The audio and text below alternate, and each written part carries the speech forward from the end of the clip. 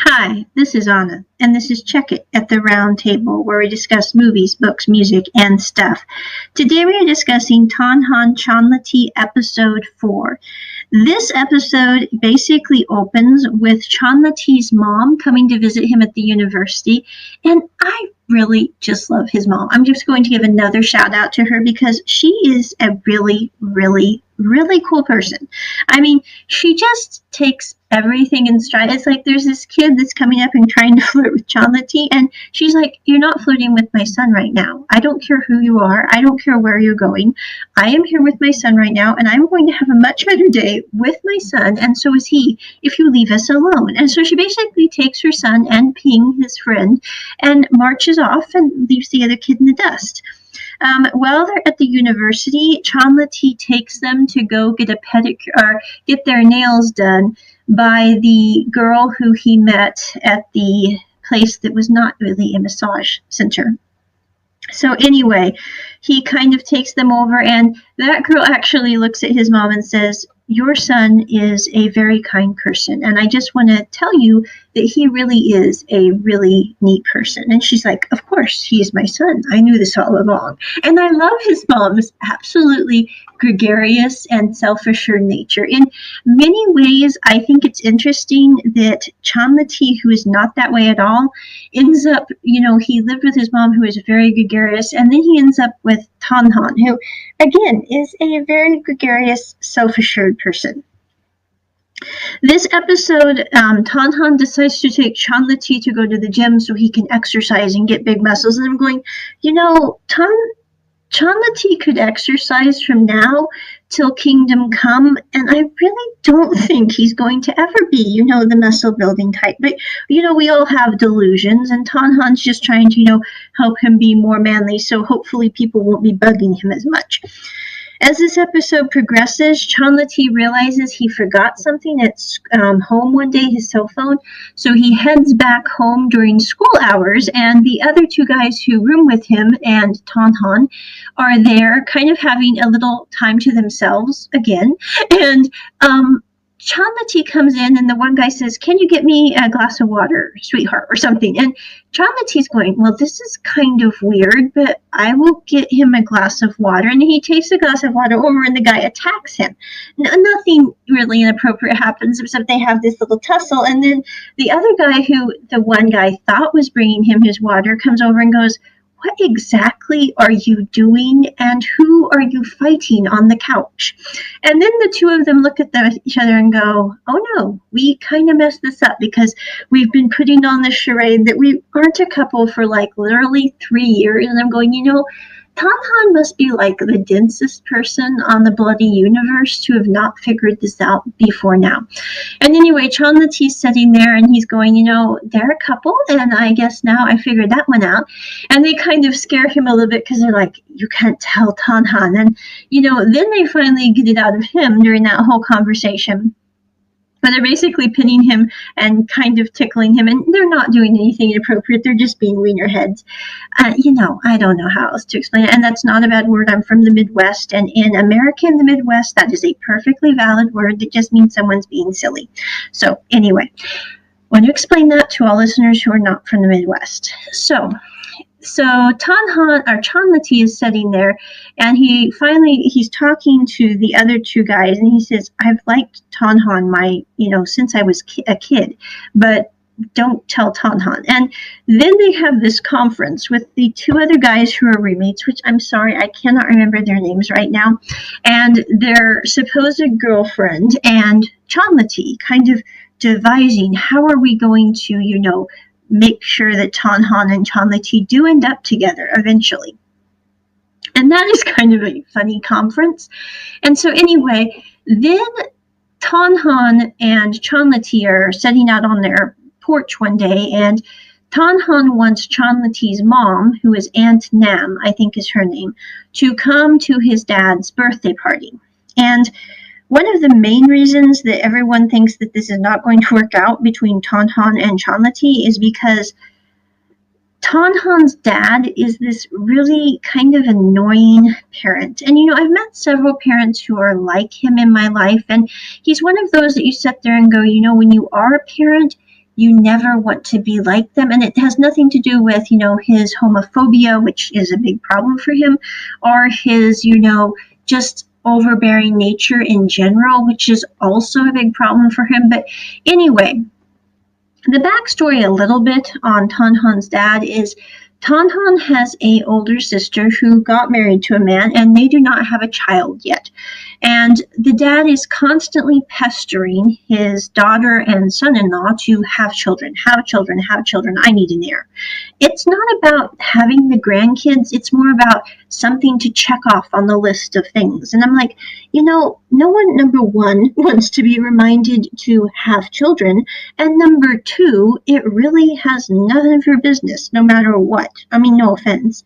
And so since his daughter and son are not having children, our son-in-law are not having children, he is now turning to Tonhon, who is in school. He's a senior now, I believe, so he's about 21 or thereabouts. I'm not good with ages, and I don't know how the Thai college university works, but that is my guess on the age bracket we're working with here.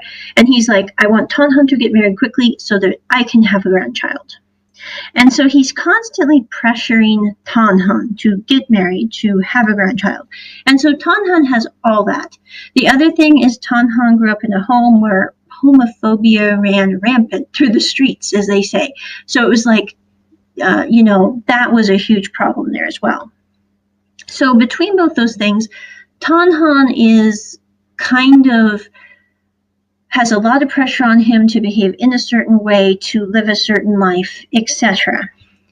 And that is one reason why his two friends, who have been a couple for literally 3 years and have been together for 3 years while they've been a couple, have not told Tonhon that they are a couple, because they are worried that it could, number one, sever their friendship, and number two, I think there's a part of them that also knows that they need to be there for Tonhon because he really doesn't have anybody else to be there for him, since his folks are kind of high maintenance. I mean, I really don't have anything terrible to say about his mom, except she just goes along with his dad, which in my opinion makes her just as bad.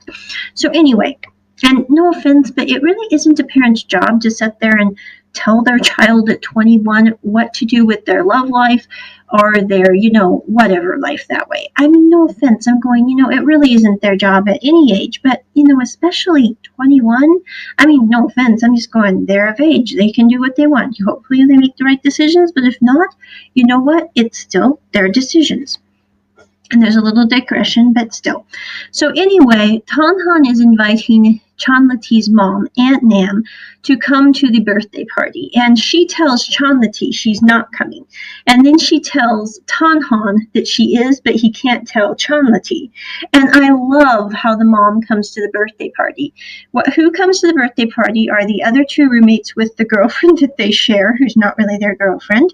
And there's a very lengthy kind of quixotic discussion between the dad, that girlfriend, and the two guys who pretend to be vying for her affections and who she pretends to be trying to decide between the two. And it's such a hard choice, which is absolutely hilarious. And then there's Tonhon and Chonlatee. Then you have a cabaret musical with Chonlatee's mom, a couple of other background dancers, which I'm really not sure what they were doing there because it didn't make a lot of sense to me, but maybe it was like a cabaret show. Anyway, so you've got the background dancers and you have his mom performing her musical number in this absolutely amazing kind of kimono dress. And I love how she makes her intro. It's like Megamind. It's all about presentation. And so anyway, she has her little song that she sings, which the dad absolutely loves, which is kind of comical because the background dancers are both ladyboys. And you're sitting there going, why would he not have a trouble with ladyboys if he's this homophobic guy? So anyway, but he doesn't seem to have trouble with that. But then he gets up on the stage and in front of everyone at his work, everyone in his family, tells them all that, my daughter has not borne me an heir, and my son now is available. If anyone wants to come marry him, please step up in line, and, whoever is next in the queue gets him, as long as you're a girl and can bear a child. And I'm like, I don't know if it's just me being born in the 21st century, but aside from the fact that that is really like the worst intro you could possibly make. And poor Tonhon sitting there, and he's trying to handle that, being up on the stage with his dad at his dad's birthday party with all the business guests, all the family guests, and he's just trying to sit there and try to deal with that in an appropriate manner, which isn't going very well. But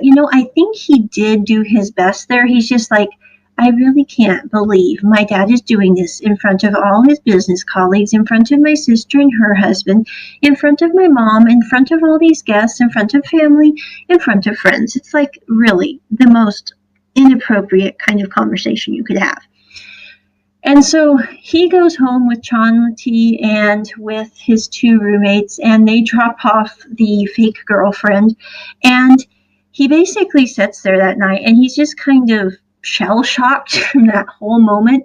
And then he kind of gives Chonlatee a hug, and he says, I'm really glad I have you as a friend. I'm really glad, I don't have a girlfriend right now, but I don't need a girlfriend right now because I have my friends and my family to support me.